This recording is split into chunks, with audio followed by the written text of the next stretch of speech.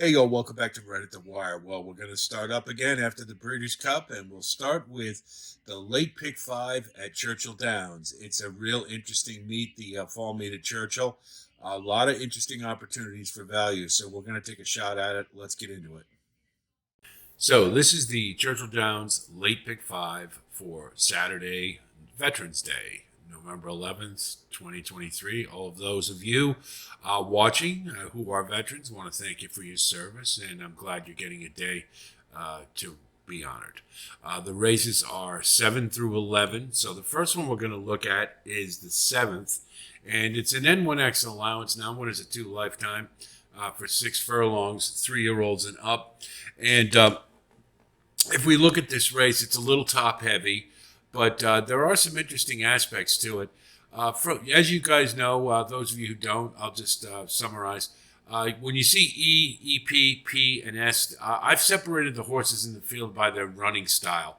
So E would be early pace, EP is like early presser, can go either. P is pace presser, and then S is for sustained runner or for a closer. So hopefully that makes sense. Now, from the E's, I think we can use both Pensacola and Easy Action in this race. However, I think Easy Action is probably more likely to get the lead and a better candidate to wire the field. Pensacola is just a little lacking speed-wise and tends to give it up late in races. However, this is moving back to 6 furlongs. He had been running at 6.5 and greater, so that would certainly be a help for him. Class-wise, I think he's pretty good, but I like Easy Action and Tunisian Spring, of course, are a little better. Easy Action is trained by Norm Cassie, who's lights out at Churchill right now, and you got Ricardo Santana aboard.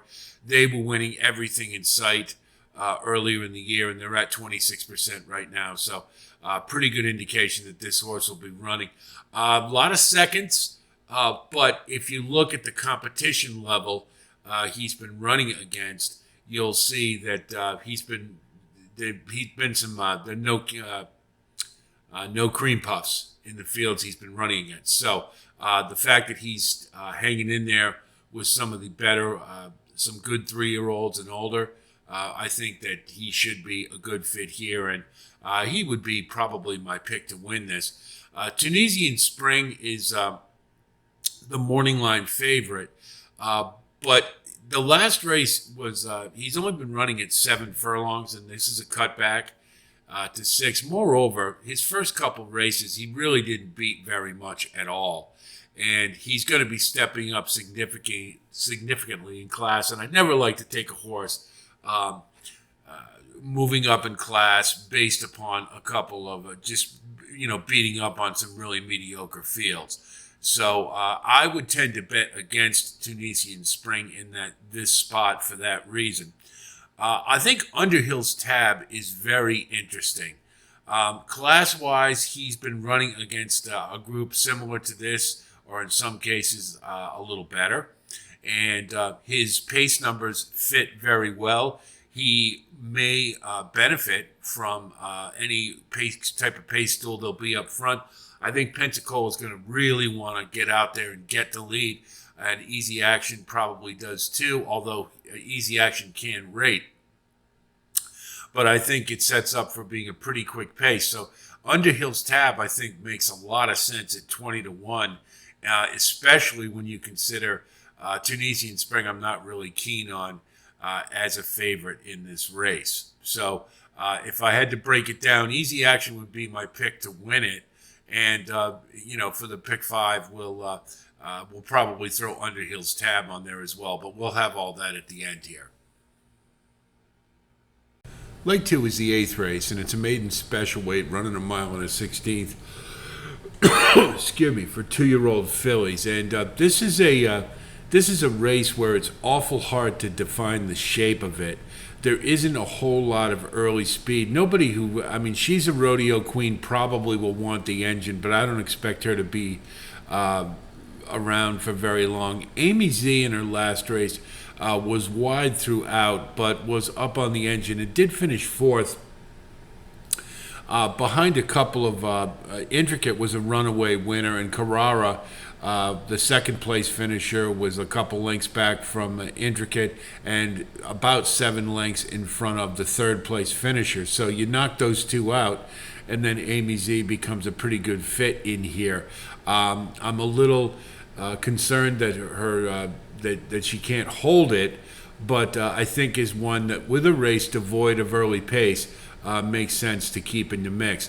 Montclair Road, I think, is very interesting. Is coming off a second start, stretching out to 2 turns for the first time for Al Stahl, who's really good with the 46 to 90 layoff, and this is the second start for this for her here. And I expect improvement. Has the pedigree for 2 turns, and showing that early foot early in the first start. A lot of times that means the second start's going to be a lot better. So I think at 10-1, Montclair Road makes a lot of sense. Cheyenne Moon, the same thing. I think will be up closer to the pace and has a pretty decent running line there. And I think is one that we want to throw in the mix. I'm going to include Plumeria mainly because it's Steve Asmussen. But to be honest, I think this horse just doesn't show me that she's improving a whole lot. I mean, Stone Street Stables, really nice connections. But I think 9-2, she's a pretty big underlay. But with Steve Asmussen is eligible to improve, maybe include for under more than anything else. The favorite in this race is kind of the favorite by default, in my opinion. Sistina Chapel has been on turf for her first 2 starts and closed for a couple of seconds. Trained by Kenny McPeak, and you do have Julian Leparoux aboard, who's been red hot at the meet so far. I do find it interesting, though, that Kenny McPeak's main rider, Brian Hernandez, who he had on for the first 2 starts, is off on the other McPeak in here. So that's kind of interesting to me. Brian Hernandez is on Extremely Gruntled, who I don't think will factor in this race. So I'm not sure that we ought to be real keen on this horse. I think this race seems to me to be one that's going to be won on the front end, given the lack of early pace. In particular, I like Montclair Road at 10-1, but Cheyenne Moon is very interesting at 15 as well. But I think this is a race probably you got to spread, and we'll show that later when we go through the ticket. Leg number 3 is the 9th race. It's an optional claimer for $80,000. Non-win is a 3 lifetime and 1.125 for 3-year-olds and up. And this is another race that speed-wise, early speed-wise, I think Magic Tap has a pretty big advantage over the other prime contenders in this field. Tiwanaku is probably the only true front runner, but I don't expect he'll be around very long, particularly with Magic Tap pushing him all the way. Magic Tap's been keeping stakes level company, and he's coming off a layoff, firing fresh. Looks to be in the one most likely in top form, and particularly from a tactical perspective, he will be up near the lead, whereas the other 4 I've listed here all are going to be coming from off the pace. Cook Creek might be a little closer, and he is in good form. I just think Magic Tap has is more likely to run a bigger race and a winning effort. The others I've listed, Creative Minister, I really did not. Incidentally, at Keeneland, Cook Creek, Command Performance, and Creative Minister all ran in an option 80 at Keeneland, and of the 3, I thought Command Performance ran the best race. He was carried wide the majority of the race and still had enough left in the tank. Couldn't get by, couldn't hold off first mission, I should say. But he kept running, and at 1.125 miles, I think that's a good distance for him, and he appears to be on the upswing. And you're getting a halfway decent price at 9-2. Didn't really like the effort of Creative Minister. I thought he had every chance. He tactically was in a pretty good position, and he just didn't have an answer late in the stretch. Led briefly, but just couldn't hold off the others coming late. Cook Creek, I thought, ran a really good race from mid pack, and I expect that he will. He's very consistent, so I expect him to factor in this race as well. And we'll throw in Escapologist as one that he's got. He's probably not fast enough, but Kenny McPeak trains, and he's got Julian Leperoux aboard, who's having a really nice meet, and they're connecting at 24%. So I expect that Escapologist probably be picking up the pieces late, and you do get him at 15-1. But I think that something you always want to go against the morning line if you can. But I think this time they probably are correct in that Magic Tap is your likely winner. Leg 4 is the 10th race. It's the River City Stakes, a Grade 3 run at 1 1/8 on the turf for 3-year-olds and up.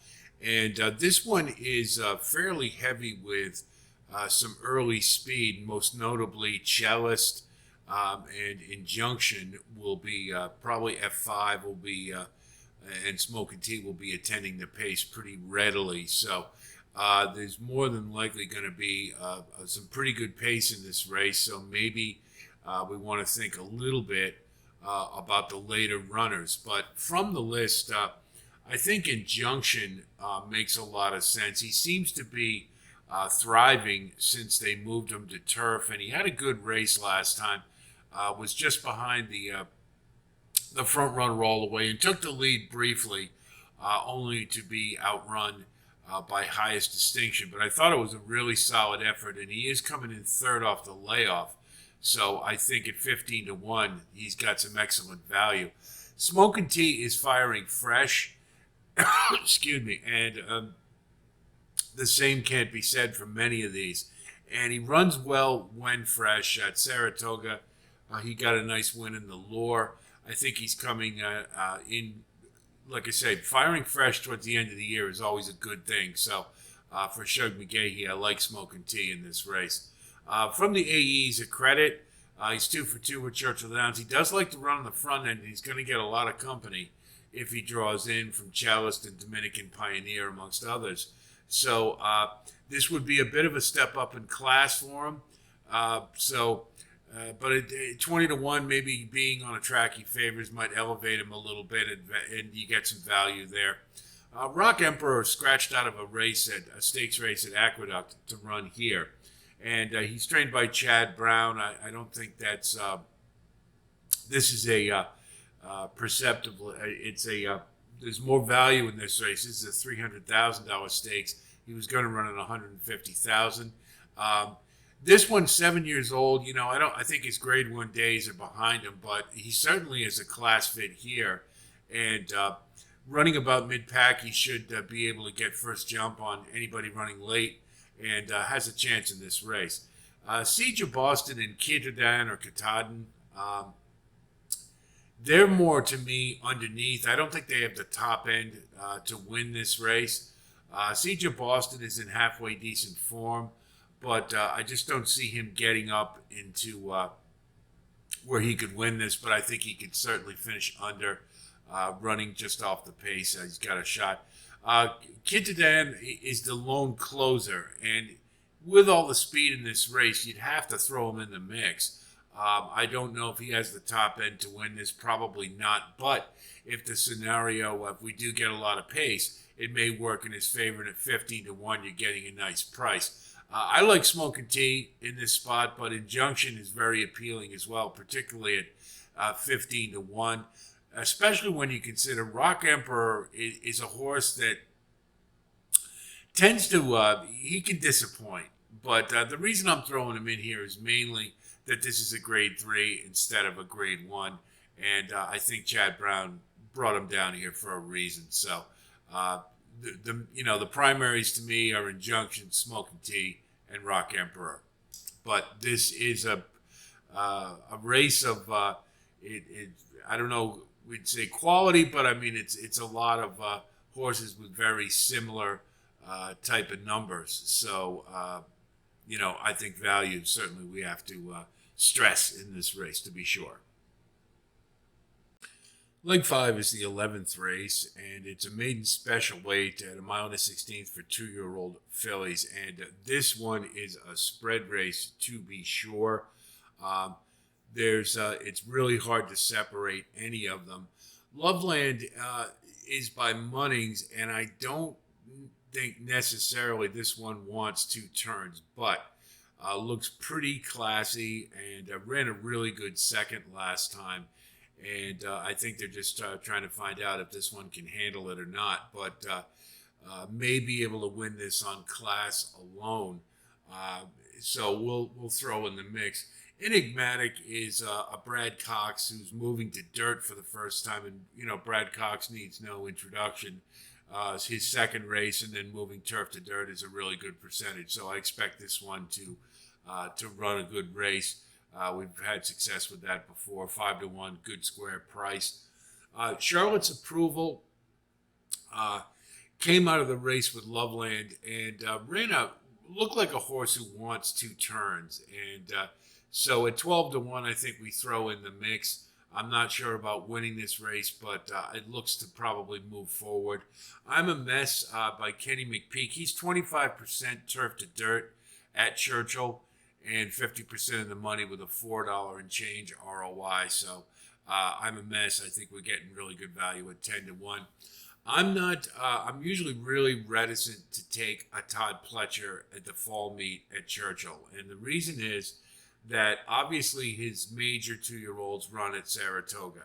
And more often than not, during the fall meet, he's got his project horses, ones that still need work or he's not overly confident with. And you can tell that by his lower winning percentage at Churchill for the fall meet than normally at the rest of the other tracks that he runs horses at. But Class Act had a nice close in the last race and is a pretty good fit here. 8-1, it's not often you get a Todd Pletcher at 8-1, but we'll throw in the mix. And then Happy Talk was favored in the last race, I believe, and head was wide all the way around the track. I encountered some bumping. There was a lot of race riding going on. An 83-1 shot won the race. So this one's by Arrogate, and I think 2 turns is something that she'll appreciate. So at 12-1, we want to throw in some value. Just to note a couple others, Carrara obviously is one that is doing pretty well, but hasn't broken her maiden yet and is now out in the 10 hole with speed to her inside, like 3-4 horses to her inside who want to do the same thing. So I think she's going to be kind of out of luck there. Going to have to do a lot of running.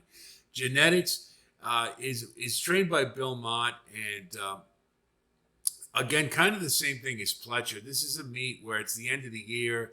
A lot of the races are inconsequential. So Genetics to me looks like, particularly with a declining class rating over the last 3, that probably still needs a little bit of work. So I'm not going to, at 7-2, I think that's awful short, especially from the 9 hole.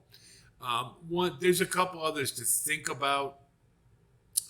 Or one other to think about, I would, is Murphy's Gift. It's trained by Brendan Walsh, Tyler Gaffleone, and this is another one that looks like 2 turns is something that she's going to want. But for our purposes, I mean, I wouldn't talk you out of including her, but I think you're going to get value in this race. I got a sneaky good feeling. Because Loveland, while being a very classy horse, I just don't know about 2 turns being by Munnings. So your off the pace runners are likely going to be a good bet, mainly because there's so much early speed, and we'll just try to get some value home. So here's what our ticket looks like for the late pick 5 on Veterans Day. In leg 1, we're going to use 2, 3, and 5. Leg 2, race 8, we're going to use 4, 6, and 9. We're going to single Magic Tap in race 7, I think is the most likely winner. And then leg 4, we're going to use 4, 6, and 10 in the River City. And then finally in the Maiden in race 11, we're going to spread in this one. I think it's a wide open race, so many different ways to go. But we're going to try to get value. That's what I think is most important to look for in this race. 1, 2, 4, 6, 7, and 8. So that's a $81 ticket and a 50-cent base. And I think if we can get this one home, this one will pay. So that's the late pick five. I think there's a lot of opportunity for value there, and hopefully we can bring it down. We'll just got to get Magic Tap to do his thing for us in the single. And other than that, we've got some nice options, so hopefully it'll happen. Hope this analysis helps you with your own wagering strategy, of course. Wish you the best of luck.